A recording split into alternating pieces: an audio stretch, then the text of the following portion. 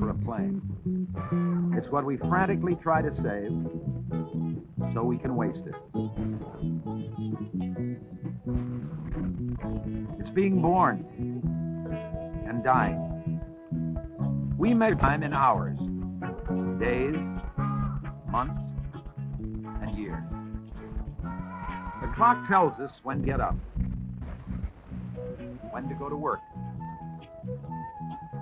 when to stop work, when to eat, when to go to bed. We tell time by cuckoos, by calendars, by candles, by celebrating in funny hats. We remember time with albums, with old ticket stubs and corsages, with antiques, with college hats and ties, with ceremonies. Some people kill time. Some call time. Some beat time. Some try to turn back time. And all too often in this frantic world we live in, time is something we're always running out of.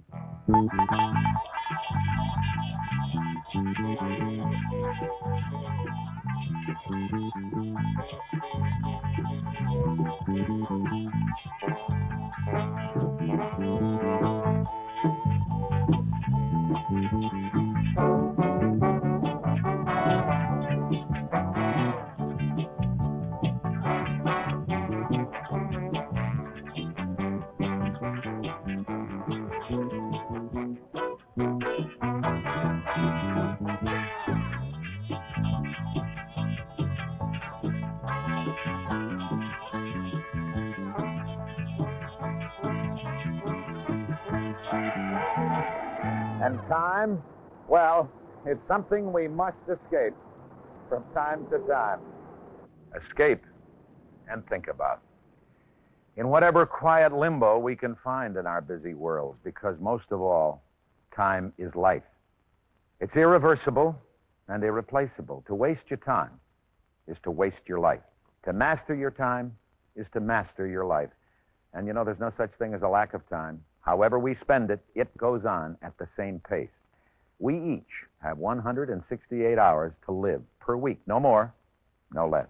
The differences between us, whether we control our life or it controls us, whether we control our job or it controls us, those differences lie in the effective use we make of those 168 hours, week in, week out. And just as our lives have time limits, so does this film. We've got exactly 26 minutes left to browse through this book together. Why? Get you to buy the book? Certainly not. To get you to buy some simple but powerful ideas that'll help you get control of your time and your life. The author of this book and our ideas, Alan Lakein, a specialist in time management. Lakein, a Harvard MBA, is no time and motion man. He doesn't believe we should live by stopwatches. In seminars like this one at Xerox, he has taught his system of time management to nearly 20,000 executives, secretaries, salesmen, supervisors, and staff. He teaches not efficient time use, but effective time use. He's worked with people like Hugh O'Brien, Gloria Steinem, and Neil Diamond. He's worked with clients such as AT&T, IBM, Standard Oil, Bank of America, and government at all levels. And now, as we browse through his book together, Alan Lakein is going to work with you. And who should be more concerned with the time of your life than you? Of course I'm concerned with the time in my life, but I can't do anything about it. My boss, my customers, my wife, my kids, they control my time. I don't. I plan my day right down to the last minute. Then some guy keeps me waiting half an hour. There always seems to be too much to do and not enough time to do it in. I'm always a day behind. Who's got time to think about time? I've got too much to think about already. If I could just do this. You better believe my time problem would be solved. There's a new crisis every 10 minutes. I can't possibly control my time. I really want to be an artist. That's what I want to do with my time. But after 8 hours of this dumb job, who can paint? I'm 52 years old. What the devil has happened to my life, huh? I spend it shaving, commuting, going to meetings, working overtime, and then I start all over again. There's no doubt about it. Life is full of time robbers, and life is full of time conflicts.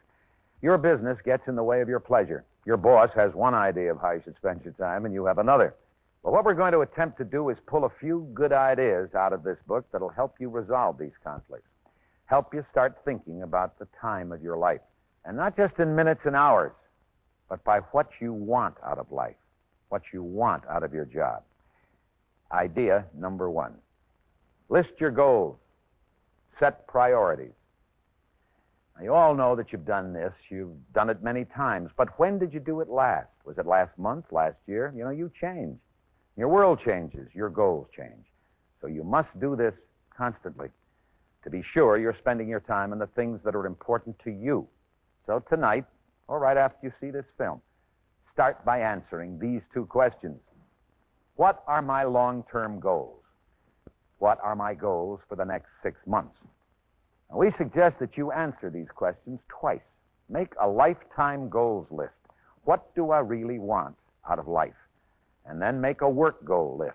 What do I really want out of my job?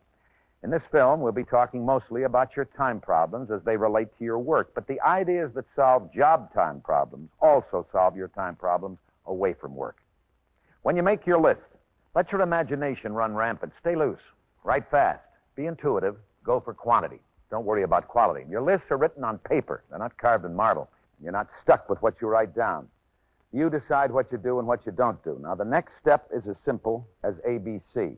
You've got to pick your priorities. Now, here's where the quality comes in, because A's are items of high value to you. All right, that's 50% of prospects. That's got to be an A. All right.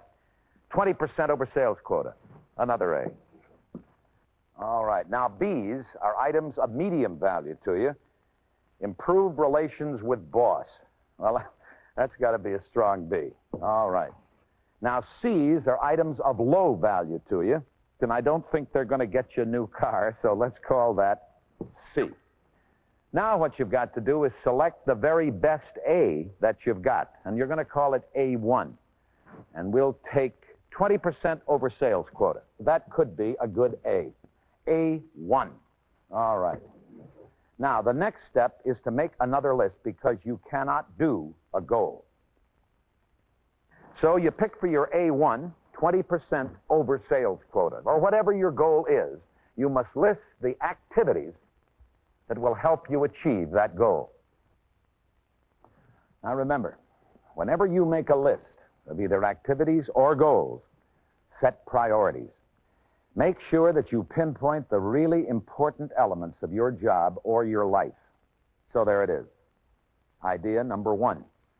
List your goals, set priorities. A simple but powerful idea.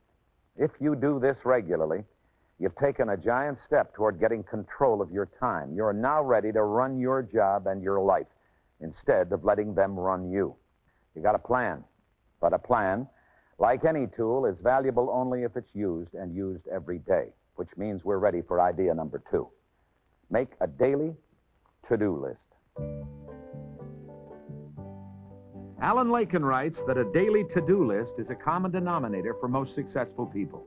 They've set their goals. They've set their priorities. Now they make a daily to-do list to be certain they're moving steadily toward those goals, not just filling hours. Like this bank manager, you should remake or update that list daily, routinely, at the same time, every day. The best time to do this is in the morning, or just before you go home. But again, every day, and at the same time, every day. And don't make the mistake our friend here is making. Have one list instead of lots of scraps of paper. It's too confusing, and often time-consuming. Any kind of list will do. Any style, any size, printed form, your own form, just so it works for you. And it will work for you, whatever you do. But a list is not enough. Again, you must set priorities for that list by the ABC system. Repeat, unless you've set priorities, your to-do list won't really help you with your time problems. Color code the list if you like, but don't get too organized. Beware of becoming a time nut like this fellow, that overly organized person who can't make a move that isn't scheduled. He's so busy being well organized and organizing other people, he's often blind to change or new opportunities or the needs of others. And whatever you do, remember, it's not crossing out items that's important, it's making better use of your time. And before you even consider doing anything yourself, see what tasks you can delegate or talk someone else into doing. Use your to-do list when you schedule your time. That'll prevent you from filling up your time with low-priority appointments and tasks. And don't fill up every minute of the day with appointments. I'll see you then. Shall I send in your 3:30 appointment or your 4 o'clock? If you do overschedule, you're bound to get behind, and then you'll go home feeling frustrated and guilty. Give up waiting time forever. View being kept waiting as a gift of time. Do something on your to-do list. Read an article you've been wanting to read. Study those sales figures. Or read a book on time management. You say you have no time to learn French? Why not listen to tapes while getting ready for work? Or take that self-improvement course while commuting. Make inroads on your to-do list every chance you get. And whatever you do, don't do what this friend is doing. Start with A's, not with C's. Time out. Hold it. What's your problem, friend? Start with A's, not with C's. Sometimes that's not possible or practical. It's always possible and generally practical. Hold it. Look, now it was 10 minutes to 12. I have a lunch date. Now, I can't do any of my A's in 10 minutes. So I got rid of a C. Well, looks like you got rid of a lot of C's today. I had lots of 10 minutes between interruptions. Oh, you're not alone. Most people do too many C's. They're easy. They're fast. They make you feel like you're really accomplishing something. And, of course, you justify them by saying you'll get them out of the way so that you'll be free to get your A1 later. And, of course, sometimes later never comes. That's why Lakein says start with A's, not with C's. Look, I care about my job, and I think I'm pretty motivated. But I can never find enough time to do my A's. Don't you kid yourself. It's because you're doing all those C's. You simply don't have time for the A's. Resorting to desk neatening and turning out gobs of trivia might provide temporary satisfaction, but it's a mirage. You're not getting the jobs done that are important to you. C's can't be all bad. I have so many of them. 80% of everything in this world are C's, but it doesn't follow that you should be spending 80% of your time on them. Just the opposite. Concentrate on the 20% that are of high value to you. 80% of sales come from 20% of your high-value customers. 80% of production is in 20% of the product line. 80% of your telephone calls come from 20% of your callers. You know my wife? Well, I know it's important not to get bogged down in low-value activities. Focus your time on the 20% where the real action is. Now, take a salesman. Most salesmen could benefit substantially by weeding out 20% of their customers in terms of present and potential volume. You know my wife and my customers. But look, about a customer, you can never really tell about his potential. They're all important. Well, of course they are, but 80% of the potential is still only 20% of the prospects. So don't keep low-value customers just because they're safe and sure and friendly and time-consuming. You need that time to take the risk you must take to succeed, whether you're a salesman, trainee, or an actor. Spend your time going after A accounts, A jobs, A roles. Go through your contact files each week. Throw away at least one low-dollar prospect or customer, and remember, maybe last year's A customer is now a C. Upgrade and downgrade constantly, and don't spend your precious time through habit. Rather than thinking, I have to do this C, get in the habit of thinking, maybe I don't have to do this C. Which brings us to idea number 4. Lakein's question. What is the best use of my time right now? What is the best use of my time right now? Golf. Well, if your answer seriously is golf, and that is your answer, it may very well be the best use of your time. But you can't really play many holes of golf in that 10 minutes you had before lunch. Lakein's question is simply a tool. You should use it quickly and spontaneously, as many times a day as you need it. It helps you make the minute-to-minute decisions you have to make. And it's particularly useful to get you back on track after interruptions. You say doing my C wasn't the best use of my time. Well, you're the one who labeled it a C, not me. Now, why waste time on it if you have an A to do? You see, even 10 minutes of thinking quietly about that A has to be more useful. And ask yourself the question, what will happen if I don't do this C? If the answer is nothing, don't do it. Yeah, but sometimes my C is my boss's A. Well, then the answer obviously isn't nothing. Sometimes your boss's request dies a natural death, but always give it an aging period. If it doesn't die, do it. Don't pout over it. After all, the boss is the boss. Now, you can make this kind of C a little more palatable by thinking of it in a larger context. Put it in a larger frame. Take a government employee. Now, that's a good example. Some high official may make a ridiculous and time-consuming request. But if you're going to stir up a lot of flack by putting it off, do it now. Get it out of the way. Don't waste more time complaining about it, and don't do C's that don't have this crisis potential. Everything is a crisis in our office. Well, tasks like bills rarely go from the bottom of the C pile to crisis potential without some warning. Now, your boss or customer's follow-up request should tip you off. Lakein puts it this way. If they never ask about it, it's a C. If they write a follow-up note, it's a B. If they phone, it's an A. And if they come in person, it's a crisis. You have a C drawer? A C drawer? Yeah. Yeah, no. Let's get you one. Now, let's suppose that you're starting your day. Every morning when you sort your mail, you make 3 stacks. An A stack, a B stack, and a C stack. And then you resort these Bs. Make sure that they're either A's or C's. Either worth your time or not worth your time. When you've done that, take your A's, put them in a handy spot, an A spot. When that's done, take your C's and put them in your C drawer. That one down there will do fine. Out of sight. Forget it. If you have a follow-up request, you'll know where they are. Yeah, but what happens when the drawer is full? Then you move them to another drawer, preferably more remote. I think I could learn to like that kind of paperwork. But whatever you do, remember the most important rule of all about paper. And our idea number 5, after sorting, handle each piece of paper only once. Here's a man who doesn't know the meaning of that rule. Handle each piece of paper only once. Oh, yes, he's a little exaggerated, but not all that much. He's on every mailing list, subscribes to every possible newspaper and trade publication. A true victim of information overload. Every morning, he stacks and restacks his paper and mail. When he goes home or on a trip, he stuffs them all into an attaché case. When he comes back, he stacks and restacks them again. He is a paper shuffler. Have you been a paper shuffler lately? If that man lived by this rule, how much more productive and calm his life would be. He'd be on top of paperwork instead of surrounded by it.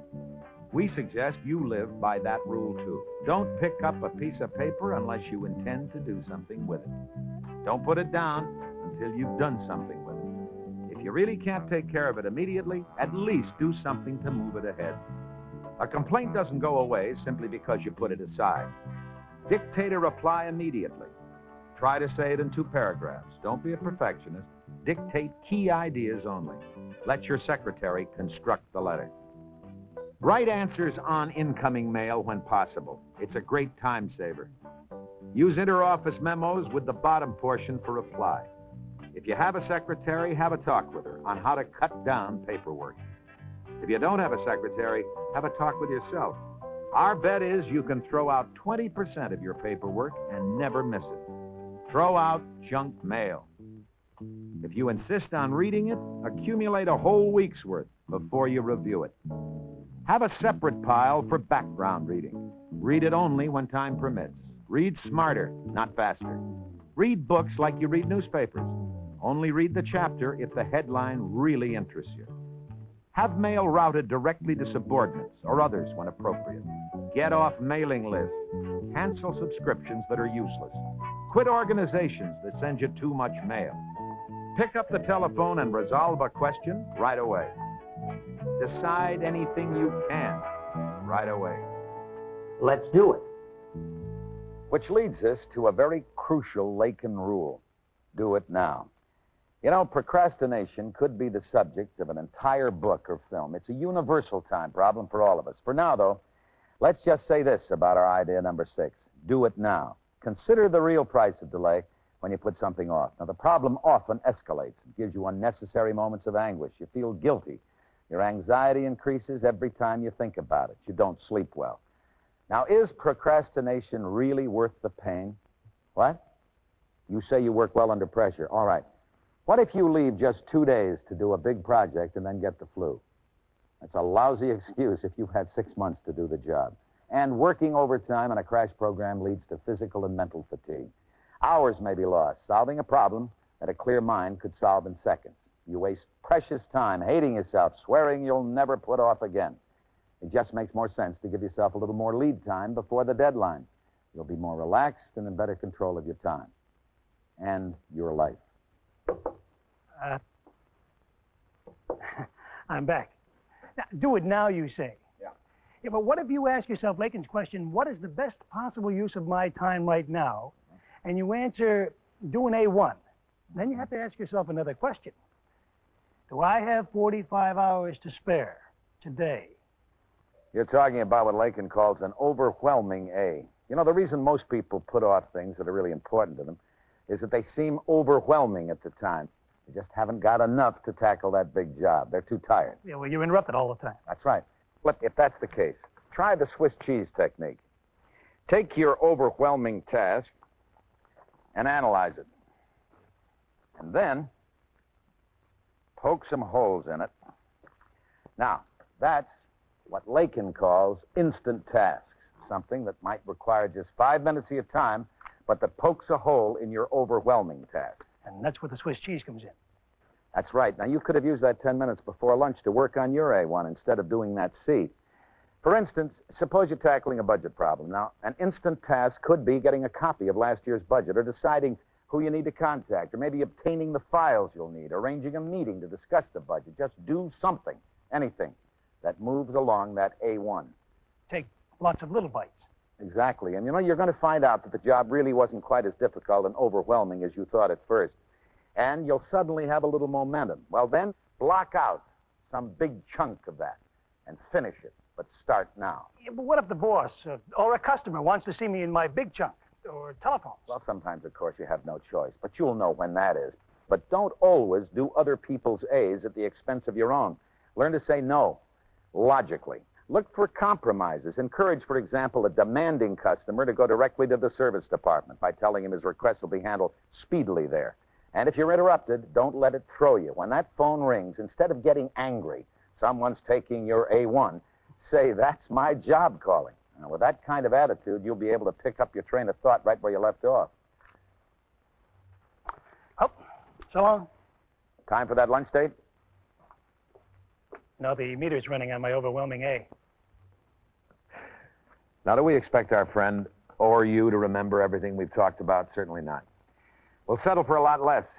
We want you to be more aware of your time and how you use it.